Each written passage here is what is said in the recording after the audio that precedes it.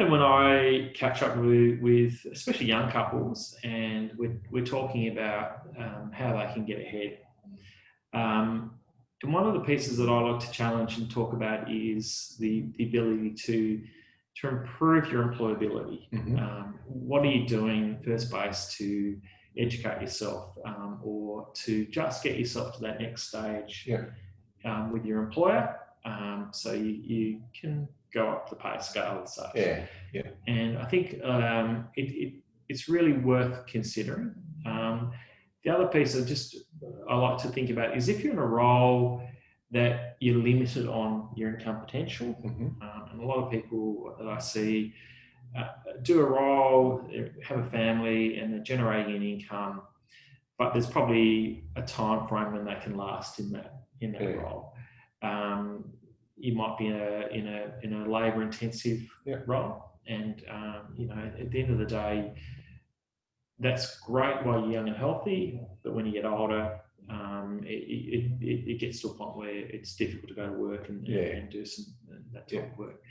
So looking at the trade-offs of what else is the other opportunity for you, I hark back to a time when I was chatting to a young couple in Launceston, and he, a few I suppose injuries and illnesses was just making work really hard. Having a discussion, getting under, lifting the bonnet in terms of their circumstances, we realised that the role that ideally that individual wanted was to be a horticulturist. Right. And they're in a labouring role. So it's about then, okay, well, how do we get you to that point where you can start developing your skills to move into a different role, and also hopefully increase your income earning potential. And that's a really thoughtful thing to think about when you're trying to get ahead. So first of all, going to university is a good idea. Young person, you don't obviously earn much income while you're at university, but the idea is that you spend your time there to skill up, to move yourself into a role that can generate a higher income.